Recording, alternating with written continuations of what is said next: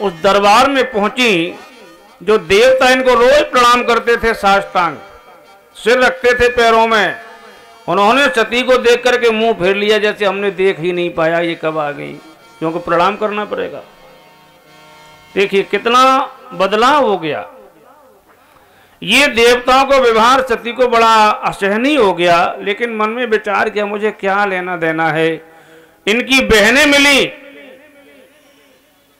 अरे सती आ गई, हमको पता लगा पिताजी ने आपको पत्र नहीं भेजा, हमको तो बहुत बुरा लगा, हमको तो तुम्हारे बिना अच्छा ही नहीं लग रहा था बिल्कुल।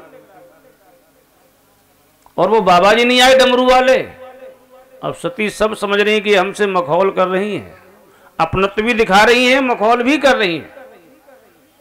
कुछ व्यक्ति ऐसे होते हैं कि देखने में तो ये लगे हमारे कितने बड़े हितैषी हैं, लेकिन बात ऐसी कहेंगे जो पार निकल जाए। लेकिन सती सब समझ रही है। पिता के पास मिलने गई तो पिता ने मुंह फेर लिया, बोला तक नहीं मुंह से। सती के मन में फिर भी ज्यादा क्षोभ नहीं हुआ। अरे बड़े हैं, माता पिता बड़े होते हैं, पुत्रों को प्यार देते हैं तो नाराज भी हो सकते हैं, कोई बड़ी बात नहीं। देखिए कितनी गंभीरता है। जब मैया से मिली तो वास्तव में सुखदेव जी कहते हैं कि राजन परीक्षित, अगर सती के नाने का दुख किसी को था तो वो केवल इनकी मां को था और किसी को नहीं था। मैया ने जैसे ही देखा हृदय से लगा लिया, बेटी आ गई तुम।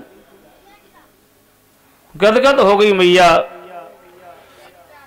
अब सती यज्ञशाला में गई, किस किस देवता को भाग मिल रहा, किस किस को भाग नहीं मिल रहा। तो जा करके देखा यज्ञशाला में कि छोटे से छोटे देवता का भाग निकला हुआ रखा लग, लेकिन भगवान भोलेनाथ का कोई नाम भी वहां नहीं ले रहा। ये अपमान भगवान भोलेनाथ का सती सहन नहीं कर पाई बंधुओं। इतना क्रोध आया कि पांचों ज्ञान इंद्रियों को मन के सहित आत्मा में समाहित किया इन्होंने, एकाग्र चित्त हो गई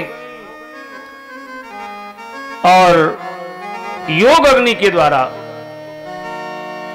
कि असु कही योग अगिन तनो जारा, असु कही योग अगिन तन जारा, असु कही योग अगिन तन जारा, असु कही योग अगिन तन जारा, भयो सकल मखो हाहाकारा, भयो सकल मखो हाहाकारा,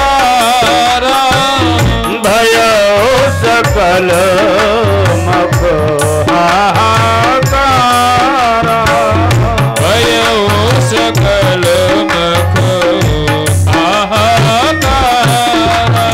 ऐसे रंगी की कट को मालूम पड़ा कि हमारी मैया ने अपना शरीर जला के भस्म कर दिया। यज्ञ विध्वंस करने लगे बंधुओं, बांस बल्लियां उखाड़ करके फेंकने लगे। लेकिन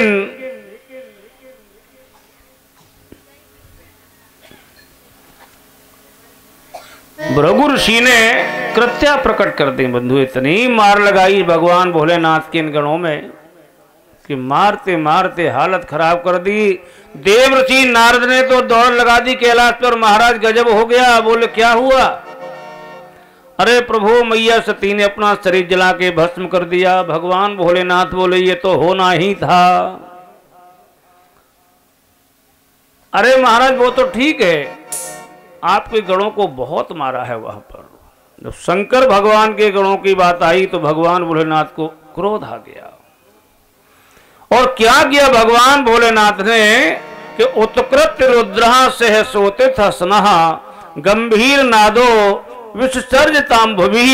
एकदम भगवान भोलेनाथ ने अपनी जटाओं को पृथ्वी पर पटक दिया बंधुओं। एक बहुत विशाल स्वरूप वाला पुरुष प्रकट हो गया, बहुत बड़ा वीर। किम करोमि महाराज, मेरे लिए क्या देश है? भगवान भोलेनाथ ने कहा तुम्हारा कल्याण हो। उसी का नाम हुआ वीरभद्र। बोलिए वीरभद्र भगवान की जय हो।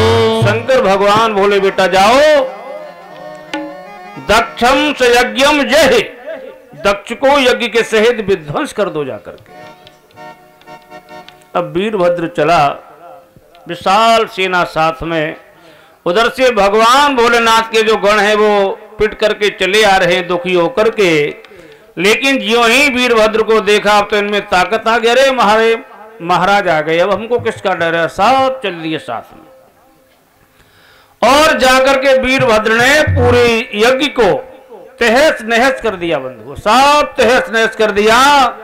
अब देवताओं ने भागने का नंबर लगाया, क्योंकि वीरभद्र ने मार लगाई कस के।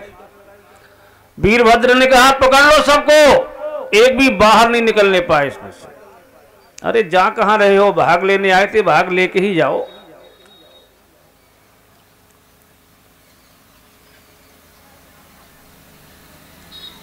मार काट मची हुई है बंधुओं। भृंगी कीकट से कहा बोलो तुमको किस किसने परेशान किया। महाराज ये बूढ़े बाबा खड़े हैं ना सफेद दाढ़ी वाले, जब हम पिट रहे थे तो ये दाढ़ी हिला के बहुत हंस रहे थे। अच्छा बोले हाँ, भृगु ऋषि थे। वीरभद्र ने एक ही झटके में दाढ़ी गायब उखाड़ दी। ये पूषा देवता जब हम पिट रहे थे महाराज तो ये बत्तीसी दिखा दिखा के खूब ही हुआ कर रहे थे हमको देख करके। एक मुक्का दिया, पूरी बत्तीसी बाहर वेदांती बना दिया इनको। भग देवता इनकी तो आंखें ही निकाल ली वीरभद्र ने, और दक्ष की मुंडी मरोड़ करके हाथ पर रखा नारियल की तरह हवन कुंड में स्वाहा। चित्र विचित्र हो गया, सबका चित्रवध कर दिया वीरभद्र ने। सभी देवता रोते हुए ब्रह्मा जी के पास पहुंचे। महाराज अब क्या हो, यज्ञ विध्वंस हो गया। ब्रह्मा जी ने कहा तुम गए क्यों थे जब हम नहीं गए तो। भाई जिस यज्ञ में भगवान भोलेनाथ नहीं गए हो, विष्णु भगवान नहीं गए हो, हम नहीं गए हो, तुम्हें वहां जाना ही नहीं चाहिए था। अरे महाराज भूल हो गई, अब नहीं जाएंगे, ऐसी भूल कभी नहीं करेंगे हम। अब क्या होगा महाराज बोले अब तो भगवान भोलेनाथ को ही मनाओ जाके, और कोई यज्ञ पूरा नहीं कर सकता। महाराज हिम्मत काम नहीं करती भगवान भोलेनाथ के सामने जाने की, आप ही कुछ करो। तो ब्रह्मा जी को साथ लेकर के गए हैं सभी देवता कैलाश पर। भगवान भोलेनाथ भगवान का ध्यान कर रहे हैं, तो सभी देवता मिलकर ब्रह्मा जी के सहित भगवान भोलेनाथ को प्रणाम करते हैं, स्तुति करते हैं कि कर्पूर गौरम करुणावतारम संसार सारम भुजगेंद्र हारम। कर्पूर गौरम करुणावतारम संसार सारम भुजगेंद्रहारम। कर्पूर गौरम करुणावतारम संसार सारम भुजगेंद्रहारम। कर्पूर गौरम करुणावतारम संसार सारम भुजगेंद्रहारम। सदा वसंतम हृदयारविंदे सदा वसंतम हृदयारविंदे भवं भवानी सहितं नमामि। भवं भवानी सहितं नमामि। भवं भवानी सहितं नमामि। भवं भवानी सहितं नमामि।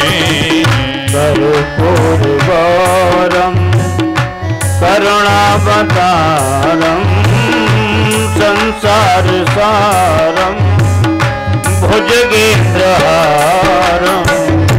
कर्पूर गौरम कर्पूर गौरम करुणावतारम संसार सारम भुजगेन्द्रहारम। भगवान भोलेनाथ की जब स्तुति की तो भगवान भोलेनाथ क्षणे तुष्टा क्षणे रुष्टा, ये स्वभाव है भगवान भोलेनाथ का। कि लाघम प्रजीशम बालानाम, एकदम नेत्र खोले भगवान भोलेनाथ ने देवताओं। आप लोग क्यों परेशान हो? कि लाघम प्रजीशम बालानाम वर्णीनानुचिन्ते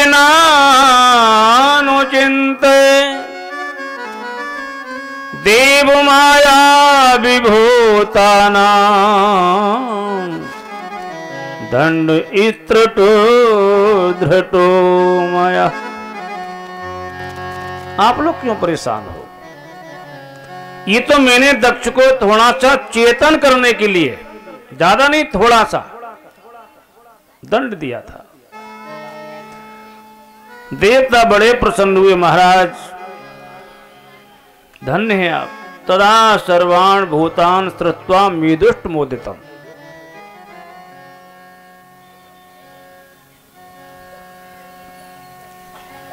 ब्रह्मा जी ने कहा महाराज ये भृगु ऋषि ये बिना दाढ़ी के रह नहीं पाएंगे, इनके स्वभाव में आ गया है। शंकर भगवान ने कहा देखो बाबा जी पूरी तो नहीं मिलेगी लेकिन थोड़ी जरूर लग जाएगी आगे, अगर तुम नहीं रह सकते हो तो। जैसी आजकल फैशन आपने देखी हो, बीच बीच में हो जाती है दाढ़ी, बस वैसी थोड़ी दाढ़ी दे दी भगवान भोलेनाथ ने भृगु ऋषि को।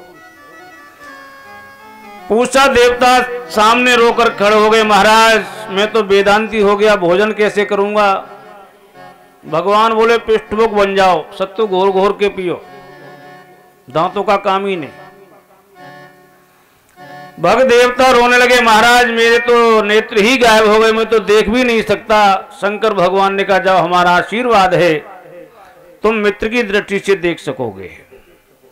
सबको आशीर्वाद देके संतुष्ट किया भगवान भोलेनाथ ने, और आकर के स्वयं अपने हाथों से यज्ञ को पूर्ण करवाया है। दक्ष के धड़ से बकरे का सिर लगा करके जब दक्ष जीवित हो गए, इनको भगवान भोलेनाथ का प्रभाव मालूम हुआ तो सजल नेत्र हो गए बंधुओं, रोने लगे। और दक्ष ने अपनी भाषा में बम बम कह के भगवान भोलेनाथ की स्तुति की। भगवान भोलेनाथ प्रसन्न हो गए, यज्ञ को पूर्ण करवाया और सती के सबकी जो वस्तु वहां पर पड़ी हुई थी अपने शरीर पे आलेपित किया और कैलाश पर चले आए। बोलिए भगवान भोलेनाथ की जय हो। भगवान के नाम में तल्लीन हो गए। यही सती अगले जन्म में महाराज हिमांचल जी के यहाँ पैदा हुई, मैया मैना के गर्भ से। नाम रखा गया पार्वती। देवर्षि नारद ने जन्म के समय जब उनके नक्षत्र देखे, कहा राजन इस कन्या के अंदर तो गुण ही गुण हैं, इसका विवाह भगवान भोलेनाथ के साथ होगा। बड़ी हुई पार्वती भगवान भोलेनाथ का ध्यान करने गई, गौरी कुंड पर अखंड तपस्या की। भगवान भोलेनाथ समाधि लगाए हुए कैलाश पर। देवराज इंद्र ने कामदेव को भेजा भगवान भोलेनाथ की समाधि खुलवाने के लिए। कामदेव जानता था कि मैं जाऊंगा तो लौट के नहीं आऊंगा, ऐसा ही हुआ।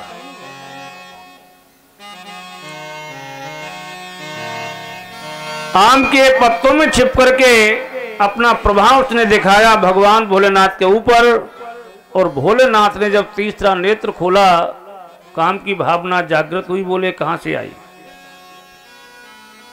भस्म हो गया। कामदेव। कामदेव की पत्नी रति भगवान भोलेनाथ के चरणों में रोने लगी, महाराज आपने हमारा सुहाग ही उजाड़ दिया, अब हमें हमारा सुहाग कब मिलेगा, कहाँ मिलेगा। शंकर भगवान ने आशीर्वाद दिया, रति तुम चिंता मत करो, तुम्हारा सुहाग अब तुमको द्वापर युग में मिलेगा। कि कृष्ण तने होए हे पति तोरा, कृष्ण तने हुए पति तोरा, वचन अन्यथा होए न मोरा, वचन अन्यथा होए न मोरा। अब तुमको द्वापर युग में मिलेगा तुम्हें तुम्हारा पति। समाधि टूट गई। सभी देवताओं ने आग्रह किया, महाराज विवाह कर लीजिए,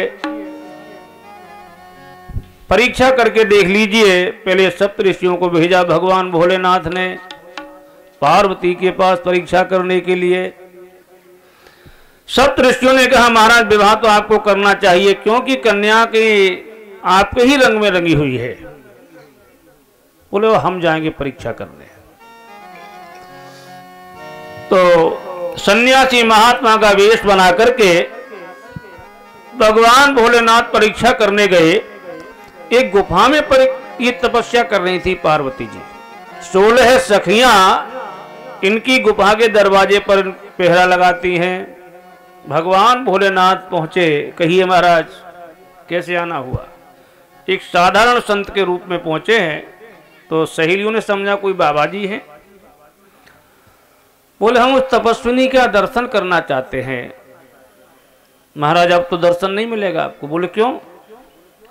बोले वो केवल सूर्योदय होते समय निकलती है गुफा में से, और या फिर सूर्यास्त के बाद। शंकर भगवान ने कहा तो हम रुके रहें तो। बोले हाँ महाराज सूर्यास्त के समय आपको दर्शन हो सकता है। ठीक है, वहीं पर बैठ गए भगवान भोलेनाथ। सामने एक सरोवर बना हुआ था बड़ा सुंदर, गुफा के सामने सुंदर पुष्प उसमें शोभायमान हो रहे हैं। तो शंकर भगवान बोले देवियों अगर आपको परेशानी न हो तो इस तालाब में से 2 पुष्प हम ले लें पूजा के लिए। हाँ हाँ महाराज क्यों नहीं, अवश्य ले लीजिए। शंकर भगवान तालाब के अंदर घुस गए फूल तोड़ने। एक पुष्प तोड़ा और दूसरा पुष्प तोड़ा, और जैसे ही तीसरा पुष्प तोड़ने के लिए हाथ बढ़ाया, यानी अंदर कोई घुसते चले जा रहे हैं, तीसरा पुष्प लेने के लिए हाथ जैसे ही आगे किया तो भगवान भोलेनाथ तालाब में डूबने लगे। अरे बचाओ बचाओ मुझे बचाओ, मेरे तो प्राण जा रहे हैं। 16 सखियां दौड़ी, अरे महाराज हमारा हाथ पकड़ो, आओ अपना हाथ पकड़ाओ। बोले नहीं दूर रहना, अगर आपने मुझे स्पर्श कर लिया तो मेरी तपस्या भंग हो जाएगी। मेरा हाथ मत छूना, मुझे डूब जाने दो, मर जाने दो। अब सखियों ने विचार किया कि हमारी इस गुफा पर आकर और हमारे सामने बाबा जी प्राण दे रहे हैं, कितना बड़ा पाप है। दौड़ती हुई पार्वती के पास पहुंची, बहन देखो बाबा जी तालाब में डूबे जा रहे हैं, मरे जा रहे हैं, चलो बचाओ उनको। पार्वती ने कहा मैंने तुमको जल में तैरने की विद्या नहीं सिखाई क्या, उनको निकालो जाके। बोले हमको वो हाथ अपना पकड़ा ही नहीं रहे, हमारा हाथ पकड़ ही नहीं रहे, ये कह रहे हमारी तपस्या भंग हो जाएगी।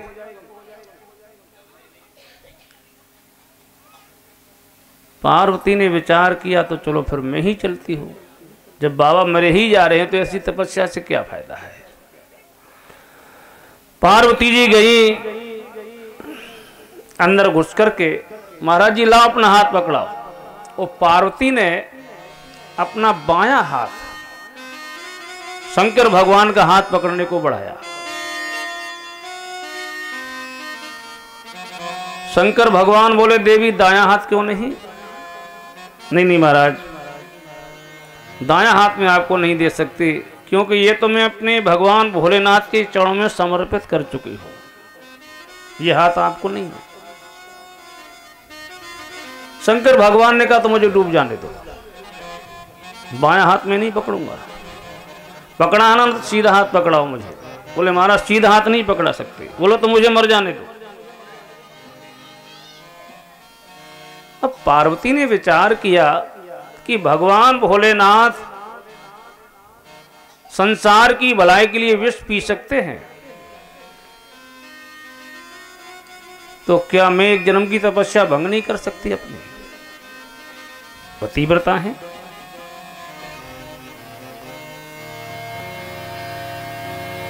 मैं तो स्वार्थी हूं, भगवान भोलेनाथ तो परस्वार्थी हैं। तो पार्वती ने अपना सीधा हाथ बढ़ाया, भोलेनाथ को बाहर निकाला और बाहर निकलते ही कहा अपनी सखियों से, एक चिता तैयार करो मेरे लिए, चिता बनाओ। अब इस शरीर को मैं रखूंगी नहीं, ये अपवित्र हो गया। चिता बनवाई, ईंधन लगवा लिया, उसमें बैठ गई, लगाओ अग्नि। अब शंकर भगवान ने देखा कि अग्नि लगी ही जा रही है, लगने ही वाली है। बोले देवी एक बात बताओ, ये शरीर तुम क्यों जला रही हो? बोली महाराज ये शरीर अशुद्ध हो गया, अपवित्र हो गया, इस शरीर को मैं रखूंगी नहीं। तो फिर बोले दूसरा जन्म लूंगी, तब भगवान भोलेनाथ की तपस्या करूंगी। शंकर भगवान बोले देवी अगर कोई घटना उस जन्म में भी घट गई तब? बोले फिर भी ऐसा करूंगी, फिर एक जन्म लूंगी अगला, फिर तपस्या करूंगी। बोले फिर अगले जन्म में भी यही घटना हो गई तब? पार्वती ने कहा महाराज एक बार नहीं, मेरा संकल्प है कि कोटि जन्म लो, एक बार नहीं, चाहे मुझे करोड़ बार जन्म क्यों नहीं लेना पड़े, कि कोटि जन्म लो रगर हमारे, कोटि जन्म लो रगर हमारी, कोटि जन्म लो रगर हमारी, कोटि जन्म लो रगर हमारी, बरहे शंभो न तो रहे कुआरी, रहे शंभो न तो रहे कुआरी, बरहे शंभो न तो रहे कुआरी, बरहे शंभो न तो रहे कुआरी। जब ये कहा कि करोड़ बार जन्म मुझे क्यों नहीं लेना पड़े, अब भगवान भोलेनाथ ने कहा कि इतनी परीक्षा ठीक है। एकदम प्रकट हो गए भगवान भोलेनाथ, वो तो थे ही। पार्वती ने देखा, प्रणाम किया, महाराज धन्य है आप। शंकर भगवान ने आशीर्वाद दिया, कहा देवी पानी ग्रहण तो पानी में ही हो गया, क्योंकि आपने अपना हाथ मुझे पकड़ा दिया, पानी ग्रहण तो हो गया। अब जो विधि रह गई है वो बाद में पूरी हो जाएगी। शुभ समय आएगा, शुभ लगन आएगी, शुभ मुहूर्त आएगा।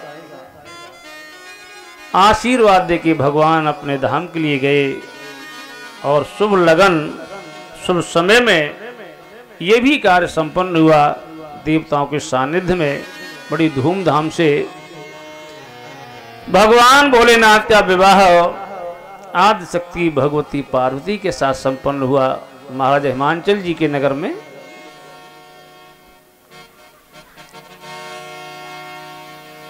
कैलाश पर्वत पे आके रहने लगे बंधुओं।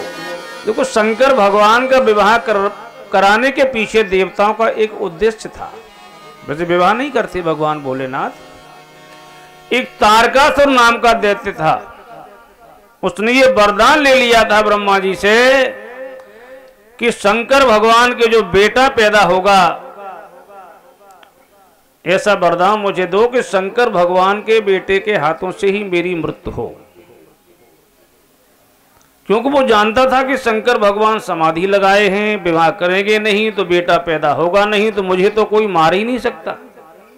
काम तो उसने बहुत चतुराई का किया था, लेकिन भगवान के यहाँ हर चीज का काट है बंधुओं। देवताओं ने ऐसी रचना रची कि भगवान भोलेनाथ ने विवाह भी किया, पुत्र भी पैदा हुआ और सब कार्य हुआ। वो राक्षस जिसका नाम था तारकासुर कुछ ज्यादा ही परेशान करने लगा था देवताओं को, क्योंकि बलवान भी था। तो जब देवता परेशान हो गए तब उन्होंने ये रचना रची कि भगवान भोलेनाथ का विवाह कराया, क्योंकि देवताओं को मालूम है इसका वध कैसे हो। सुखदेव जी ने कहा, राजन परीक्षित, भगवान भोलेनाथ और पार्वती का जो विवाह का आख्यान इतना पवित्र प्रसंग है, जो भक्त सुनते हैं, इसको मनन करते हैं, जीवन में उतारते हैं। धर्म अर्थ काम मोक्ष ये चारों पुरुषार्थ उनको यही प्राप्त होते हैं, क्योंकि भगवान भोलेनाथ अटल वरदानी हैं। इनका नाम ही शिव है, और शिव उसको ही कह सकते हैं बंधु जो भक्त के मांगने पर कभी इनकार ना करता हो।